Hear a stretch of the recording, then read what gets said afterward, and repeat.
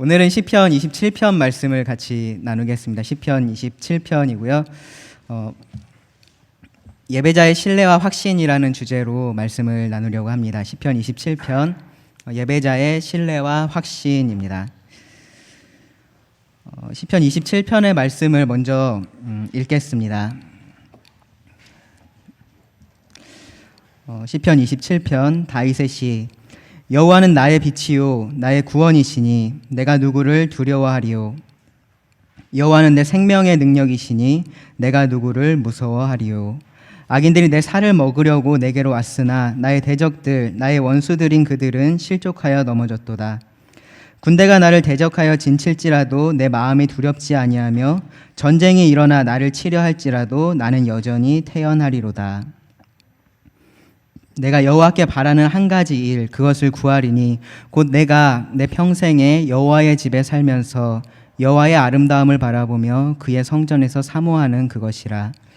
여호와께서 환난 날에 나를 그의 초막 속에 비밀히 지키시고 그의 장막 은밀한 곳에 나를 숨기시며 높은 바위 위에 두시리로다.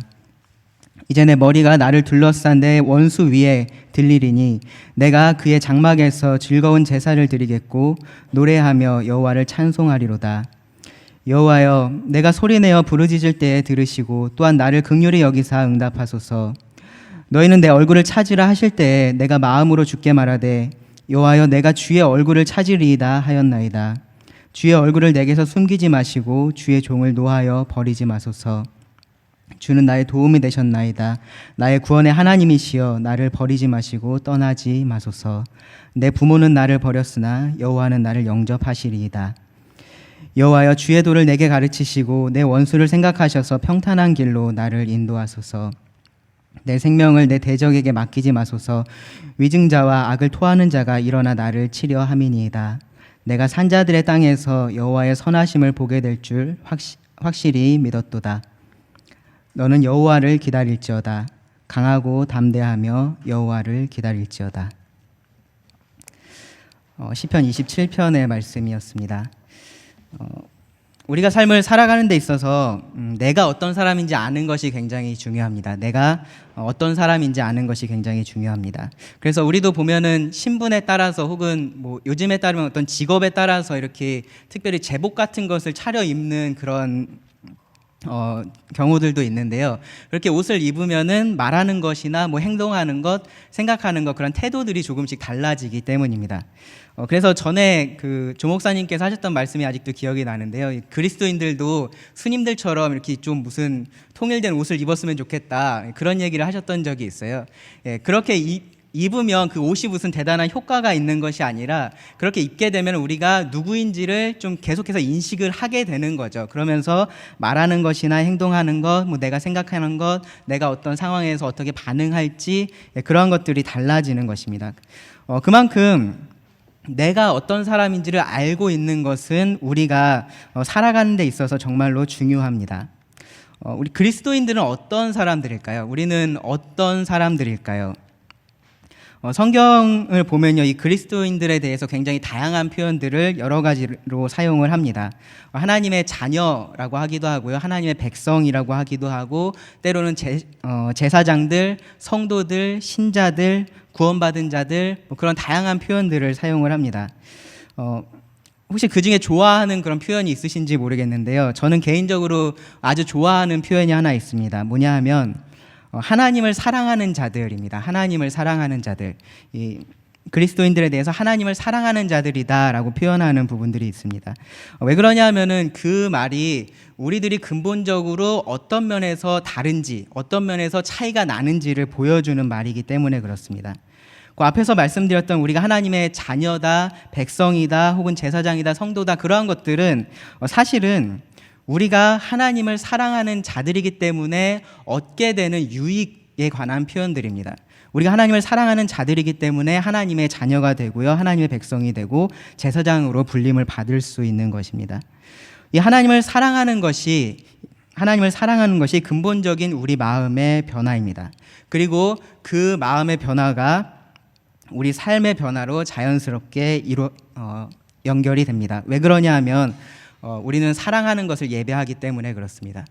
우리는 우리가 사랑하는 것을 우리 삶 속에서 예배하면서 살아갑니다. 그것이 무엇이 됐든지 우리가 사랑하는 것을 우리는 예배합니다. 저는 이 부분에 대해서 다음 시간에 좀 같이 좀 자세하게 나누기를 원하고요. 오늘은 이 말씀 27편의 말씀 자체에 조금 집중을 해서 함께 나누려고 하는데요. 자, 그러면은 이 하나님을 사랑하는 자, 곧 하나님을 예배하는 자는 어떠한 삶을 살아야 될까요? 우리가 하나님을 예배한다라고 말한다면 그 사람은 우리가 볼 때 어떤 면에서 달라야 될까요? 우리가 시편 26편 말씀에서 봤던 것은 무엇이었냐면 하나님에 대해서는 우리가 예스라고 말하고 하나님이 아닌 것, 세상에 대해서는 노라고 말하는 것이 이 예배자의 삶이다라고 말씀을 드렸었습니다. 그렇게 하는 동기가 하나님에 대한 사랑이었습니다. 오늘 우리가 함께 살펴볼 시편 27편은요, 특별히 고난 중에서 이 하나님을 예배하는 자가 보여야 할 그러한 모습이 어떠한 모습인지 우리들에게 잘 말해줍니다. 시편 27편을 쭉 읽어보시면 이 말씀의 전반적인 그 주제가 이 하나님을 예배하는 자로서 하나님에 대해서 갖는 신뢰와 확신이다라는 것을 우리가 느낄 수 있습니다. 계속해서 다윗은 하나님에 대한 그의 신뢰와 확신의 말을 합니다. 그런데 그 신뢰와 확신이요, 이 다윗의 다짐에, 그리고 그가 바라는 것에, 그리고 그가 기도하는 것에, 그리고 그가 기대하는 것에 드러나 있는 것을 볼 수가 있습니다. 다르게 말하면요, 이 예배자는 하나님에 대한 신뢰와 확신을 가지고 있기 때문에 그가 다짐하는 것이 다르고요, 그가 바라는 것이 다르고, 그가 기도하는 것이 다르고, 그가 기대하는 것이 다르다라는 말입니다. 그것들이 다르기 때문에 그의 삶이 다르다라고 우리가 말할 수 있습니다. 그 부분에 대해서 계속 말씀을 살펴보기를 원하는데요. 먼저 첫 번째로 그의 다짐이 다릅니다. 예배자의 다짐은 분명히 다릅니다. 하나님을 신뢰하고 확신하는 예배자는 그 다짐이 다릅니다. 그 1절에서 3절에 보시면 다윗이 계속해서 다짐하는 모습을 볼 수 있는데요. 무엇이냐면은 1절에 보시면 내가 누구를 두려워하리요, 내가 누구를 무서워하리요 라고 묻습니다. 다르게 말하면 내가 누구도 두려워하지 않겠다라는 말이고요, 내가 누구도 무서워하지 않겠다라는 말이죠. 그리고 3절 말씀에도 보시면요, 내 마음이 두려워하지 않을 것이다 라고 말하고요, 끝에서도 나는 여전히 태어나리로다 라고 말합니다. 계속해서 이러한 말을 합니다. 내가 두려워하지 않을 거다, 내가 이 상황에서 평온할 거다, 태어날 거다.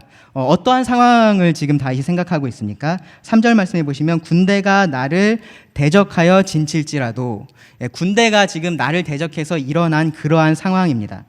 혹은 전쟁이 일어나 나를 치려 하는 그러한 상황입니다. 우리가 이런 말씀들, 시편 말씀을 보다 보면 자주 접하게 됩니다. 이 군대가 나를 대적한다, 전쟁이 일어난다라는 것. 너무 자주 접하는 표현이어서 읽으실 때 이것이 큰 감흥이 없으실지 모르겠는데요. 저는 며칠 전에 잠을 자다가 꿈을 꿨는데 북한이 우리나라를 쳐들어 내려왔습니다. 그래서 제가 어떻게 알았는지 모르겠는데 곧 그 북한군이 저희 집에 들이닥친다는 것을 알았어요. 꿈이었는데 오면 어떻게 하면 될까, 오면 어떻게 해야 될까, 그것이 계속해서 걱정이 되는 거예요. 그러면서 그 사람들이 문을 열고서 딱 들어왔는데 이대로 내가 여기서 죽는 건가, 그런 생각이 막 들면서 정말로 되게 무섭더라고요. 사실 전쟁이라는 거 우리가 직접 여기서 경험하신 분이 계실지 모르겠지만 우리가 대부분은 지금 젊은 사람들은 아마 영화나 그런 것들을 통해서 그러한 전쟁을 경험을 했을 것입니다. 그런데 그러한 전쟁만 봐도 내가 거기에 좀 몰입해서 들어가 있으면 정말로 좀 두렵고 무섭습니다. 내가 누군가와 1대1로 붙어서 싸우는 것도 사실은 무서울 때가 있는데, 지금 다윗이 말하고 있는 것은 군대가 나를 대적해서 일어나고, 그리고 이 전쟁이 일어나서 그들이 나 한 사람을 지금 공격하려고 하는 그러한 상황입니다. 정말로 무섭고 두려운 상황입니다. 정말로 내가 평온하게, 여기 다윗의 표현에 따르면은 태연하게 있을 수가 없는 그러한 상황입니다.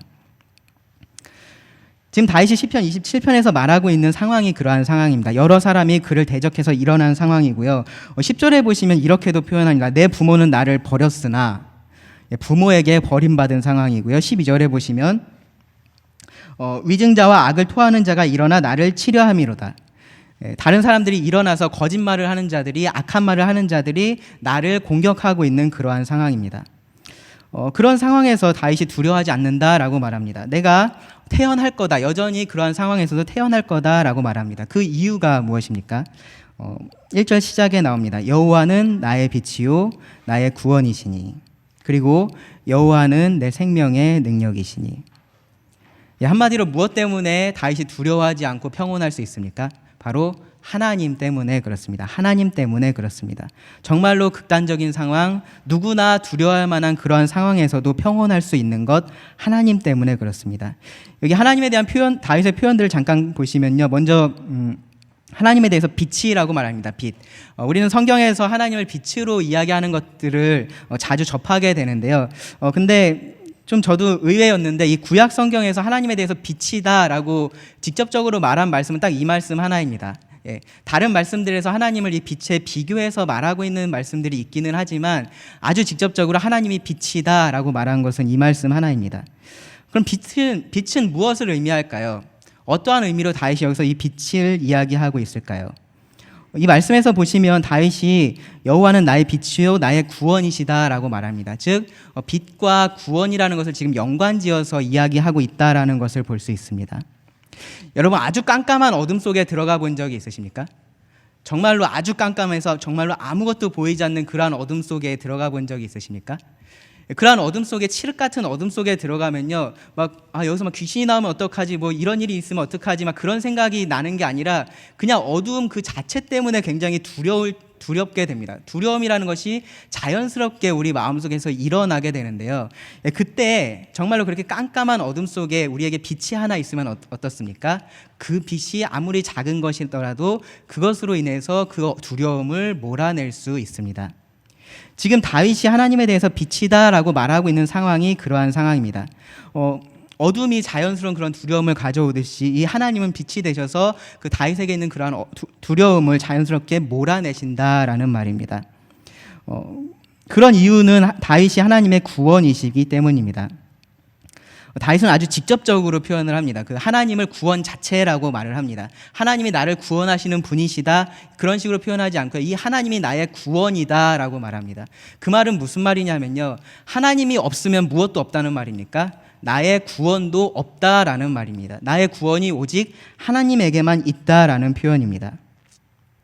하나님에 대해서 또 내 생명의 능력이시다라고 표현을 하는데요. 아까 우리가 불렀던 찬양에 보시면 생명의 뭐라고 했는지 혹시 기억나시나요? 생명의 피난처시니라고 돼 있었죠. 피난처시니. 사실은 그게 더 좋은 번역인데요. 하나님이 내 생명의 능력이다 혹은 피난처다, 보호자가 되신다라는 의미입니다. 생명을 의지할 수 있는 곳, 평안히 쉬기 위해서 내가 피할 수 있는 곳, 그곳이 바로 하나님입니다. 다윗은요, 지금 이러한 사실들을 무슨 하나님에 대한 사실 1, 2, 3, 4를 나열하듯이 말하고 있지 않습니다. 다윗은 하나님, 여호와는 나의 빛이요 나의 구원이시요 내 생명의 능력이시다라고 말하면서요, 자신이 이 하나님에 대해서 그냥 지식적으로 머리로 알고 있는 것이 아니라 자신의 삶을 통해서 그 하나님과의 관계를 통해서 그 하나님을 알고 있다라고 말합니다.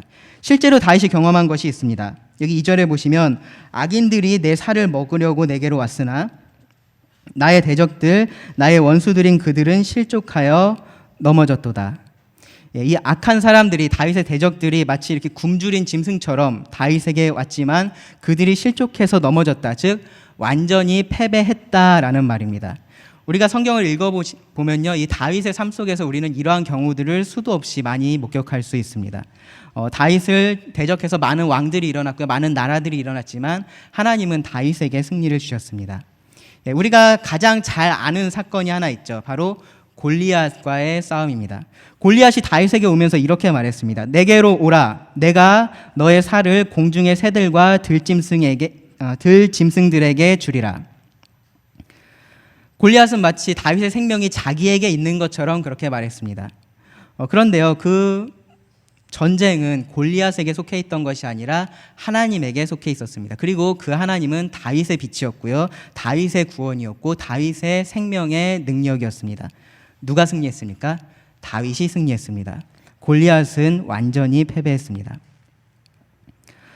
이런 경험들을 통해서 다윗은 하나님을 알았습니다. 그리고 그랬기 때문에 이 고난 중에서 그는 나는 두려워하지 않겠다, 나는 여전히 평안할 수 있다라고 다짐을 하는 것입니다. 그 하나님을 과거에 그가 경험했던 그리고 지금까지 그 삶을 통해서 알아왔던 그 하나님을 신뢰하고 확신하기 때문에 그렇게 말합니다. 하나님을 그가 신뢰하고 확신하기 때문에 그 고난을 대하는 그의 태도가 다른 것입니다. 우리는 그러한 고난이 올 때 어떻게 반응할 수 있습니까? 이러한 고난이 나에게 왜 오지라고 말할 수 있습니다. 불평할 수 있고요. 그냥 막연하게 그래 난 괜찮을 거야, 괜찮을 거야, 괜찮을 거야. 그렇게 주문을 외우듯이 자신을 위로할 수 있습니다. 그런데 이 하나님에 대한 확신과 신뢰를 가진 사람은요. 분명한 확신 가운데 나는 두려워하지 않을 것이다 라고 다짐할 수 있는 것입니다. 그것이 차이입니다. 두 번째로 다윗이 바라는 것, 이 예배자가 바라는 것에 차이가 있습니다. 4절에 보시면 내가 여호와께 바라는 한 가지 일 그것을 구하리니 다윗이 지금 하나님께 자기가 바라는 것 한 가지가 있다라고 말합니다. 그리고 그것을 지금 하나님께 구하겠다는 건데요. 여러분들 무엇을 하나님께 구하기를 원하십니까? 여러분들이 딱 한 가지를 하나님께 구할 수 있다면 하나님께 무엇을 구하시겠습니까? 다윗이 구한 것을 보십시오. 다윗이 구한 것은 곧 내가 내 평생에 여호와의 집에 살면서 여호와의 아름다움을 바라보며 그의 성전에서 사모하는 그것이라. 다윗이 하나님께 바랬던 그 한 가지, 그것이 무엇이냐면 바로 하나님을 예배하는 것입니다. 하나님과 함께 있으면서 그 하나님을 예배하는 것입니다.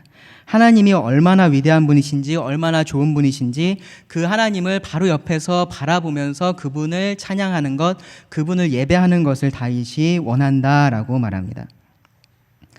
제가 오늘 이 말씀에서도 예배자라는 말을 붙였고요. 지난 26편을 할 때도 예배자라는 말을 넣었었는데요. 그 이유가 여기에 있습니다. 바로 다윗이 계속해서 하나님이 계신 곳, 하나님을 예배하는 그 장소를 언급하기 때문입니다. 26편에서는 8절에 보시면 여호와여 내가 주께서 계신 집과 주의 영광이 머무는 곳을 사랑하오니라고 말을 했었고요. 오늘 말씀에서도 보시면 그의 성전에서 사모하는 것을 언급을 합니다. 하나님이 계신 곳 그곳에 거하면서 하나님을 예배하는 것을 말하고 있습니다. 그 성전은 이 성전이라는 것은 다윗이 생각할 수 있는 가장 안전한 장소였는데요. 5절 말씀에서 이렇게 말합니다. 여호와께서 환난 날에 나를 그의 초막 속에 비밀히 지키시고 그의 장막 은밀한 곳에 나를 숨기시며 높은 바위 위에 두시리로다. 이 성전 혹은 성막이 다윗이 생각할 수 있는 가장 안전한 장소입니다. 사실은요, 지금 성전이라고 말을 했지만 다윗이 살고 있을 때는 성전이 아직 건축되지 않았을 때입니다. 그렇죠? 그래서 여기서 이 성전이라고 다윗이 말하는 것은 건물을 말하고 있는 것이 아니라 하나님께서 계시는 장소라는 의미로 이야기를 하고 있는 것이고요. 사실은 여기서 말하는 것처럼 초막이나 장막이라고 말하는 것이 더 정확합니다. 오늘날로 말하면 천막이죠. 천막 혹은 텐트입니다. 그곳에 하나님께서 자신의 임재를 두셨고요. 다윗이 그곳을 생각하면서 내가 그곳에서 가장 안전하다라고 말합니다. 언제 안전합니까? 환난 날에. 환난 날에. 다윗이 말하고 있는 환난은 뭐냐면요. 자기 대적들이 자기를 대적해서 일어나서 공격하고 있는 그러한 날입니다. 성막이 안전할까요? 정말로 군대가 일어나서 나를 치려고 할 때 성막이 안전할까요?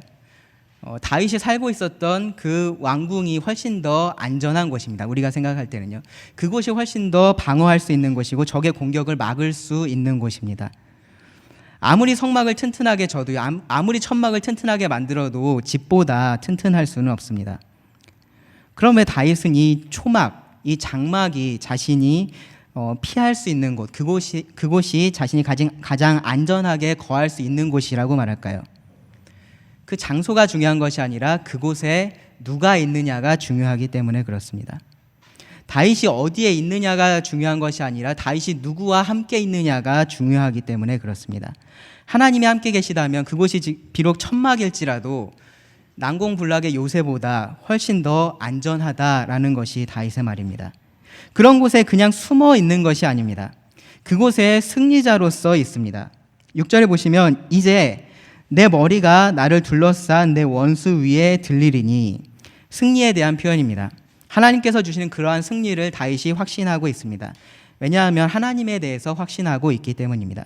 자신의 구원이 되시는, 자신의 그 피난처가 되시는 하나님에 대해서 확신하기 때문에 승리에 대해서도 확신하고 있습니다. 그런데 다윗이 정말로 원했던 것은 무엇입니까? 하나님을 예배하는 것이죠. 그래서 여기에서도 말씀해 보시면 단지 그냥 내가 승리하기 위해서, 내가 안전한 곳에 거하기 위해서 이 성막을 말하는 것이 아닙니다.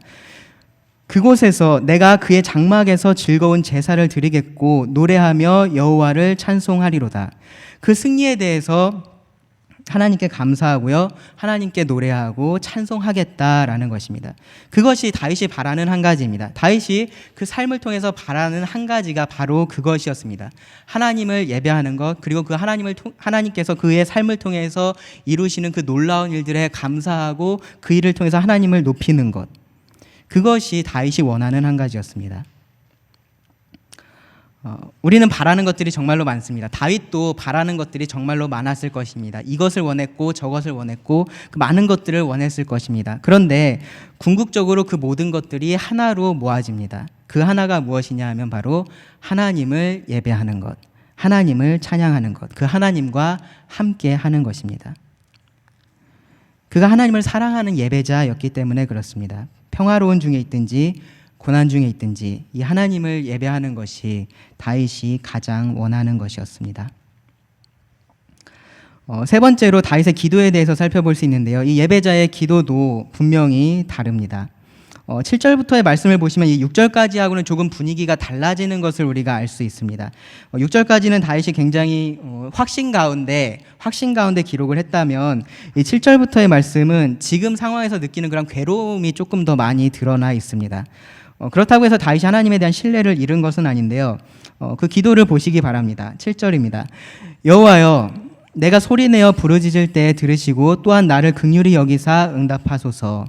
너희는 내 얼굴을 찾으라 하실 때에 내가 마음으로 주께 말하되 여호와여, 내가 주를 찾으리이다 하였나이다. 지금 아직 기도의 내용은 나오지 않았습니다. 다윗이 지금 말하고 있는 것은 하나님, 제가 기도하고 있습니다. 하나님, 제가 기도하고 있습니다. 그러니 들어주십시오라고 말하고 있습니다. 이 기도의 간절함이 느껴지십니까? 다윗이 기도를 뭐라고 표현을 하냐면 소리내어 부르짖는다라고 말합니다. 소리내어 부르짖는다. 식사할 때 기도하시죠? 그럴 때 정말로 이렇게 간절하게 소리내서 부르짖으십니까? 그렇게 하진 않으시죠. 우리가 일상적으로 드리는 기도에서 이렇게 하지는 않습니다. 다윗이 지금 여기서 말하고 있는 것은 그러한 일상적인 기도가 아닌 것입니다. 정말로 간절하게 하나님의 응답을 구하는 것입니다. 그렇다고요 무작정 그냥 떼쓰는 것이 아닙니다. 하나님, 제가 기도하니까 제발 좀 들어주십시오. 그렇게 그냥 떼쓰듯이 하고 있는 말이 아닙니다. 내가 소리내어 부르짖을 때 들으시고 또한 나를 긍휼히 여기사 응답하소서라고 말합니다. 나를 긍휼히 여기사 응답하소서. 하나님이 자신의 기도에 당연히 응답해 주셔야 한다라고 생각하고 있는 것이 아닙니다. 기도의 응답은요, 언제나 은혜로서 주어지는 것입니다. 하나님께서 우리를 긍휼하게 여기시기 때문에, 하나님께서 우리를 불쌍히 보시기 때문에 우리의 기도를 들으시고 우리를 통해서 하나님의 뜻을 이루시는 것이지, 하나님이 그렇게 하실 수밖에 없는 어떠한 상황에 있거나 혹은 우리에게 어떠한 권리가 있어서 하나님께서 그렇게 하셔야만 하는 것이 아닙니다. 하나님께 기도하면서 그 응답을 구하는 것은요, 궁극적으로 하나님의 은혜를 구하는 것입니다. 그래서 다윗이 여기서 나를 긍휼히 여기사 응답하소서라고 말합니다. 그럼 그냥 막연한 기대일까요? 그냥 내가 하는 기도를 하나님께서 들어주시면 좋겠지만 그렇지 않으면 어쩔 수 없다, 그런 막연한 기도일까요? 그렇지도 않습니다. 왜 그러냐면요, 여기 말씀해 보시면 하나님은 내 얼굴을 찾으라 라고 말씀하셨기 때문입니다. 8절에 보시면 너희는 내 얼굴을 찾으라 하실 때에, 하나님의 얼굴을 찾는다라는 것은 성경에서 하나님의 은혜를 구한다라는 말입니다. 하나님께서 그 얼굴을 비추신다라는 표현도 성경에 보면 가끔 나오는데요, 같은 의미로 하나님께서 그 은혜를 베푸신다라는 의미입니다. 하나님께서 나에게 은혜를 구해라 라고 말씀을 하셨고요, 다윗이 지금 그 말씀에, 그 약속의 기초에서 하나님께 그 은혜를 구합니다. 두 가지 은혜를 구하는데요, 이 말씀에서 보시면 하나님의 임재하심을 구합니다. 하나님 함께 해 주십시오 라고 구하고요, 두 번째로는 하나님의 인도를 구합니다. 하나님, 저를 인도해 주십시오. 9절하고 10절 말씀에서 다윗이 두드러지게 말하고 있는 것이 무엇이냐면 바로 버림받는 것입니다. 버림받는 것. 9절 말씀에 보시면 주의 얼굴을 내게서 숨기지 마시고 주의 종을 노하여 버리지 마소서. 주는 나의 도움이 되셨나이다. 나의 구원의 하나님이여 나를 버리지 마시고 떠나지 마소서. 심지어 10절에서는 내 부모는 나를 버렸으나 라고 말합니다. 이 다윗의 부모가 다윗을 버렸다라고 말하는 이것이 무슨 상황일까? 굉장히 좀 이해하기 어려운 말인데요. 몇 가지로 설명을 합니다. 첫 번째 가능성은 뭐냐면은 다윗이 그 많은 형제들 중에 막내였잖아요, 그렇죠? 그러니까 다윗이 아주 장성하기 전에 이 부모님이 돌아가셨을 수 있습니다. 그러니까 그러한 상황에서 이 부모님이 자신을 떠나 있기 때문에 이 어려운 상황에서 없기 때문에 버림받은 것이다라고 그렇게 생각할 수 있습니다. 두 번째로는요, 다윗이 아주 어렸을 때 부모님 그 아버지의 양을 치다가 사울의 부름을 받죠. 그래서 그곳에서 사울을 섬기게 되는데요. 사울이 다윗을 항상 이렇게 예뻐해주고 잘해주고 그러지 않았습니다. 기억나시죠? 사울이 다윗을 어떻게 하려고 했습니까? 죽이려고 했었습니다. 그러한 상황 속에서 그 부모에 대한 생각이 어쩌면 그렇게 나서 내가 이 부모님을 떠나서 이곳에서 내가 죽게 되었구나라는 생각을 하면서 부모에게 버림받았다라는 생각을 했을 수도 있습니다. 그거보다 저는 조금 더 가능성 있는 것은 지금 다윗이 이 상황을 가정하고 있다라는 것입니다. 뭐냐면은 만약에 내 부모가 나를 버린다고 해도라고 말하는 것입니다. 성경의 다른 말씀에 보시면은 그 어미가 그 젖먹이를 잊어버리는 것에 대해서 말할 때가 있죠. 그것처럼 정말로 일어날 것 같지 않을 것 같은 그러한 상황을 이야기하면서 그 뒤에 나오는 말을 강조를 하려고 이러한 말을 한 것이 아닌가라고 생각을 하는데요. 지금 다윗이 어떤 상황에 있든지 지금 정말로 외롭고 힘든 상황, 그러한 상황을 말하고 있습니다. 세상 모든 사람들이 나를 다 버려도 끝까지 내 편이 돼줄 수 있는 사람이 누구입니까? 가족이죠, 그렇죠? 가족입니다. 그리고 그 가족 중에서도 나의 부모가 사실은 끝까지 나하고 함께 해줄 수 있는 그러한 존재입니다. 그런 부모에게 버림받는 것 정말로 외롭고 정말로 괴로운 일일 것입니다. 그런데 그거보다 더 힘들고 괴로운 일이 있습니다. 누구에게 버림받는 것이냐 하면 바로 하나님에게 버림받는 일입니다. 왜냐하면 이 하나님이 우리의 궁극적인 도움이 되시고 구원이 되시는 분이시기 때문입니다. 그 하나님께서 나를 버리신다면 내가 더 이상 의지할 것, 내가 더 이상 기대할 것, 그러한 것이 아무것도 없습니다. 다윗의 기도를 보면요, 다윗은 마치 지금 하나님께서 다윗에게 그렇게 하고 계신 것처럼 말합니다. 하나님이 마치 그 얼굴을 숨기고 계신 것처럼 말하고요, 마치 다윗을 계속해서 그냥 방치해 두고 계신 것처럼 말합니다. 하나님께서 노하셔서 그를 버린 것처럼 말합니다. 그런데 상황은 그렇게 보이지만 다윗이 하나님에 대해서 확신하는 것이 있습니다. 바로 10절 말씀, 내 부모는 나를 버렸으나 혹은 내 부모는 나를 버릴지라도 여호와는 나를 영접하시리로다. 하나님은 절대로 나를 버리지 않고 언제나 나를 받아주신다라는 것, 나와 함께 하신다라는 것, 그것에 대한 확신이 있었습니다. 저는 말씀을 읽으면서 이 부분에서 약간의 의문이 생겼습니다. 만약에 이렇게 확신을 하면, 만약에 하나님께서 나하고 이렇게 함께 하신다라는 것에 대해서 확신할 수 있다면 그럼 굳이 왜 구절 같은 기도를 할까? 왜 굳이 하나님께 얼굴을 숨기지 마시고 왜 나를 버리지 말아달라고 기도를 할까? 이것은 마치 확신 없는 사람이 하는 말처럼 보입니다. 그런데요, 사실은 정확하게 말하면 다윗은 10절과 같은 확신이 있기 때문에 9절과 같은 기도를 합니다. 예수님께서 기도에 대해서 가르치시면서 이런 비유를 들어서 말씀하셨습니다. 어느 마을에 아주 못된 재판장이 있었습니다. 하나님도 두려워하지 않고 사람을 무시하는 그러한 재판장이 있었습니다. 그 사람에게 한 과부가 계속해서 찾아갑니다. 과부가 찾아가서 내 억울한 것을 좀 풀어주십시오, 내 원통함을 좀 들어주십시오 라고 계속해서 찾아가서 구합니다. 이 재판장이 어떻게 했습니까? 그 과부의 말을 들어주었습니다. 그 이유가 무엇이었냐면 귀찮아서, 너무 계속 와서 귀찮게 하니까 그것 때문에 죽겠으니까 차라리 내가 그냥 제 말을 들어주고 말지라고 그렇게 생각해서 그의 말을 들어줬습니다. 예수님께서 하고자 하셨던 말씀은 이것이었습니다. 불의한 재판장이라도 그렇게 할진대 하물며 하나님께서 너희의 원통함을 들어주시지 아니하시겠느냐. 세상 모두가, 심지어 부모가 나를 버릴지라도 나를 버리지 않을 분이 바로 그 하나님이신데, 그 하나님을 내가 믿고 있다면, 그 하나님을 내가 확신하고 있다면 그 하나님께 나가서 그 하나님의 도우심을 내가 구할 수 있다라는 것이 다윗의 고백입니다. 내가 보고 있는 상황이 어렵고요, 힘들면 힘들수록 우리의 기도가 더욱더 간절해질 수밖에 없습니다. 왜냐하면 그 하나님을 우리가 믿고 있기 때문입니다. 그것이 다윗의 첫 번째 기도의 내용이었고요. 두 번째 기도의 내용은 바로 인도하심에 대한 것입니다. 인도하심.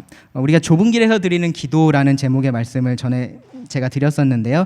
지금 좁은 길에서 드리는 기도입니다. 이 좁은 길을 걸으면서 하나님의 길을 구하는 것입니다. 여호와여, 주의 도를 내게 가르치시고 내 원수를 생각하셔서 평탄한 길로 나를 인도하소서. 하나님의 길을 가고 있고요, 하나님께서 인도해 주시기를 원합니다.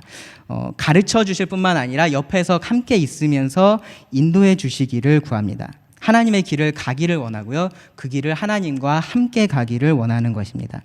여기서 다윗은 자신의 원수에 대해서 말하는데요. 11절에 보시면 원수라고 표현이 되어 있는데, 그 원수라는 표현이 문자적인 의미는 이렇습니다. 나를 지켜보는 자들, 나를 지켜보는 자들. 좋은 의미로 지켜보는 것은 아니겠죠. 계속해서 다윗을 지켜보면서 어떻게 하면 쟤를 무너뜨릴까, 어떻게 하면 좀 흠을 잡을까, 그렇게 엿보고 있는 그러한 사람들입니다. 그들은 거짓 증인들이고요, 그 입으로 악한 것을 토해내는 그러한 자들입니다. 그들이 다윗을 노리고 있습니다. 다윗은 하나님께 그들이 원하는 대로 상황이 흘러가지 않게 되기를 구합니다. 그러한 가운데 다윗이 여전히 확신하고 있는 것이 있습니다. 13절인데요. 내가 산자들의 땅에서 여호와의 선하심을 보게 될 줄을 확실히 믿었도다. 여기도 굉장히 좀 흥미로운 표현을 다윗이 사용을 했습니다. 확실히 믿었다라고 우리말 성경 그렇게 번역이 되어 있는데요. 약간은 의역을 한 건데요. 원래는 다윗이 이 13절의 말씀을 기록을 하면서 뭐라고 표현을 해야 될까요? 주절을 생략을 했습니다. 뭐냐면은 어떻게 말을 한 거냐면은 내가 산자들의 땅에서 여호와의 선하심을 보게 될 줄을 믿지 않았다면 그렇게 표현을 한 것입니다. 무슨 말일까요? 무슨 말일까요? 내가 만약에 그렇게 하나님을 그렇게 믿지 않았다면, 하나님의 선하심을 볼 것을 내가 믿고 있지 않았다면, 그렇다면 나는 어떻게 됐을까? 그런 것을 생각하고 싶지도 않은 것입니다. 반대로 무엇에 대해서 강조를 하는 것이냐면요, 내가 그만큼 그 하나님의 선하심을 보게 될 것을 확실히 믿었다라는 말을 하는 것입니다. 여기서 주목할 만한 표현이 있는데요. 산자들의 땅에서 여호와의 선하심을 볼 것이다 라고 말합니다. 산자들의 땅이면 어딜까요? 이 땅이죠. 그렇죠? 우리가 살아가고 있는 이 땅입니다. 지금 이 땅에서 하나님의 선하심을 보게 될 것이다 라고 다윗은 믿고 있는 것입니다. 이 다윗의 확신은 사실 로마서 8장에서 바울이 말하고 있는 확신과 굉장히 비슷합니다. 로마서 8장에 보시면요, 바울이 이 하나님에 대한 확신에 대해서 말을 합니다. 그 어떤 것도 하나님의 사랑에서 우리를 끊을 수 없다라고 말합니다. 그리고 그렇기 때문에 그 하나님을 사랑하는 자들은 모든 것이 합력해서 선을 이룰 것을 확신할 수 있다라고 말합니다. 지금 상황에서는 불투명해 보이고, 지금은 괴롭고, 지금은 이것이 아닌 것 같고 정말로 두렵고 외로운 것 같은 그러한 상황이지만, 결국은 하나님의 선하심을 보게 될 것, 그것을 우리가 확신할 수 있습니다. 이 하나님의 길을 따라가는 것이 옳은 길이다라는 것을 우리가 알게 될 그러한 날이 올 것이기 때문입니다. 그래서 다윗은 이 고난의 길에서도 여전히 하나님의 길을 구합니다. 그 하나님에 대한 확신과 신뢰가 있기 때문입니다. 그리고 이 모든 것들의 마무리를 이렇게 합니다. 14절에서 너는 여호와를 기다릴지어다. 강하고 담대하며 여호와를 기다릴지어다. 너가 누굴까요? 그래서 다윗이 너는 여호와를 기다릴지어다 라고 말하는데 너가 누굴까요? 이 시를 읽고 있는 사람한테 하는 얘기일까요? 저는 이 시를 읽고 있는 사람보다는 다윗이 자기 스스로에게 하는 말로 들립니다. 왜냐하면 지금까지 다윗이 자신과 하나님과의 관계 속에서 이 시를 썼기 때문인데요. 스스로에게 하는 말입니다.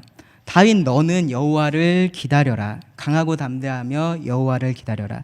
다른 시편에 보시면 내 영혼아 여호와를 송축하라. 그러한 표현들이 있습니다. 비슷한 표현입니다. 자기 스스로에게 다짐하듯이 그렇게 하는 말입니다. 여호와를 기다리자. 여호와를 기다리자. 지금 하나님께서 나에게 비록 은혜를 베풀고 계시지 않은 것 같아 보이고 지금 비록 하나님께서 나를 버리신 것 같은 그러한 상황이지만 내가 지금까지 알아온 하나님, 내가 지금까지 경험했던 그 하나님은 그런 분이 아니시다. 그러니까 하나님을 기다리자. 하나님을 기다리자입니다. 이것이 다윗의 기대입니다. 이것이 다윗의 확신에 찬 기대입니다. 기다리는데 무엇이 필요할까요? 기다리는데 무엇이 필요할까요? 인내라는 것이 가장 먼저 떠오르실 것입니다. 그런데 다윗은 여기서 강하고 담대해야 된다라고 말합니다. 그 기다림 가운데 강하고 담대해야 한다. 왜 그럴까요?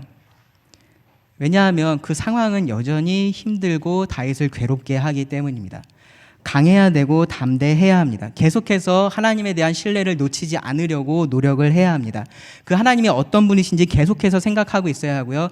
그 하나님께서 나에 대해서 그동안 어떻게 해오셨는지 잊지 않으려고 계속해서 되뇌어야 하기 때문입니다. 지금 그가 보고 있는 상황 속에서 그는 그 하나님을 신뢰하면서 담대해야 했습니다. 강하고 담대하게 이 상황과 싸워 이겨야 했습니다. 하나님의 가르침이 필요하고 하나님의 인도가 필요하고 하나님께서 주시는 그런 담대함이 필요합니다. 이것이 다윗이 하나님을 예배하는 자로서 그 삶을 살아가는 신뢰와 확신 가운데 살아가는 태도였습니다. 그 하나님의 오심을, 그 하나님의 간섭하심을 기다리면서 오늘을 담대하게 살아가는 것입니다. 저는 서두에서 우리가 어떻게 사느냐는 우리가 어떤 자인지에 따라서 달라진다라고 말씀을 드렸습니다. 우리는 누구일까요? 우리는 어떤 사람들일까요? 다르게 말하면 무엇이 우리가 아닌 자들과 구분 지을까요? 일요일을 주일이라고 부르는 것, 그것이 다를까요? 집의 책상에 혹은 책꽂이에 침대 머리맡에 성경책이 있다는 것이 다른 것일까요? 주일에 늦잠 자지 않고 일어나서 교회에 온다라는 것이 다른 것일까요? 아니면 내가 받는 그러한 봉급의 일부를 교회에 헌금한다라는 것, 그것이 우리를 다른 사람들과 다르다라고 만드는 것일까요? 밥 먹기 전에 기도하는 것, 그러한 것이 우리를 다른 사람들로 만들까요? 그런 것들이 우리를 어느 정도 다른 사람들과 구분짓기는 할 것입니다. 밥 먹을 때 기도하면 사람들이 야, 너 뭐해? 라고 얘기를 하죠. 뭔가 다른 일을 하기 때문에 그렇습니다. 어느 정도 구분짓기는 합니다. 그런데 그러한 것들이 사실은 아주 근본적인 차이는 아닙니다. 그것은 근본적인 차이를 통해서 드러나는 어떠한 현상인 것이지 그것이 근본적인 차이는 아닙니다. 우리가 어떠한 자인가? 근본적인 차이는 무엇이냐 하면 우리는 하나님을 믿는 자들이다라는 것입니다. 우리는 하나님을 믿는 자들이다라는 것이 다릅니다. 여러분, 나는 하나님을 믿어라고 다른 사람들한테 이렇게 말씀해 본 적 있으십니까? 나는 하나님 믿어, 나는 예수님을 믿어라고 말씀해 보신 적 있으십니까? 혹시 그 말의 무게에 대해서 생각해 보신 적 있으십니까?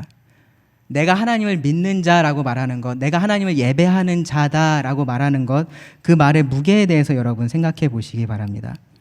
그냥 내가 하나님에 대한 어떤 사실을 알고 그런 사실을 이야기하는 것, 그것에 대한 어떠한 무게도 우리가 가질 필요가 없습니다. 어떠한 책임감도 느낄 필요가 없습니다. 하지만 우리가 하나님을 믿는다라고 말한다면, 내가 전능하신 창조주를 믿고 있다라고 말한다면, 내가 지금도 이 역사를 주관하고 계시는 그 하나님을 믿고 있다라고 말한다면, 내가 장차 이 세상을 심판하실 그 심판주를 나의 주인으로 모시고 있다라고 말한다면 그 말의 무게는 실로 엄청납니다.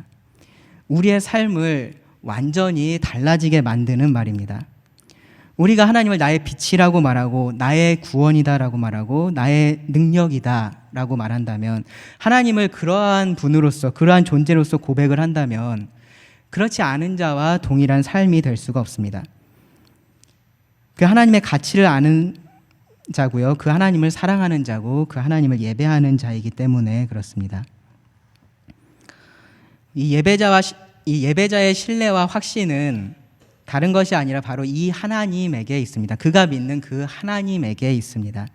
그 신뢰와 확신은 두려운 상황 속에서 두려워하지 않고 평안할 수 있게 합니다. 환난 날에 오히려 하나님께 감사하고 그 하나님을 찬양할 수 있게 합니다. 다른 무엇이 아니라 이 하나님께 피하게 하고요. 그 하나님의 은혜를 구하게 하는 것입니다. 강하고 담대한 가운데 이 하나님의 때를 기다리게 만드는 것, 그것이 바로 이 하나님에 대한 신뢰와 확신입니다. 그러한 과정들을 통해서 우리는 하나님에 대한 더 큰 신뢰와 확신으로 나아가게 됩니다. 왜냐하면 그 과정 속에서 하나님께서 계속해서 그 선하심을 우리들에게 보여주시기 때문입니다.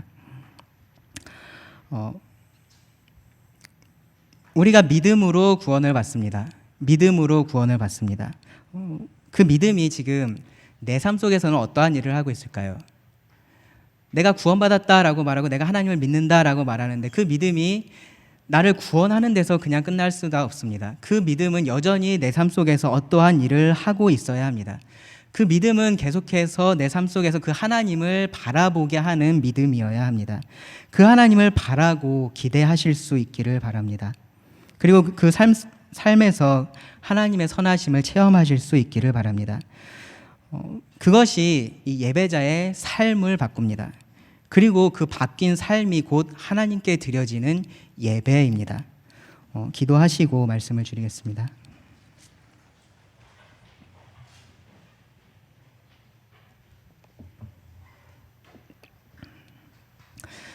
하나님 감사합니다. 이 다윗의 시편에서 볼 수 있는 것처럼 우리 하나님은 정말로 우리가 신뢰할 수 있는 분이고 또한 확신할 수 있는 분임을 기억을 합니다.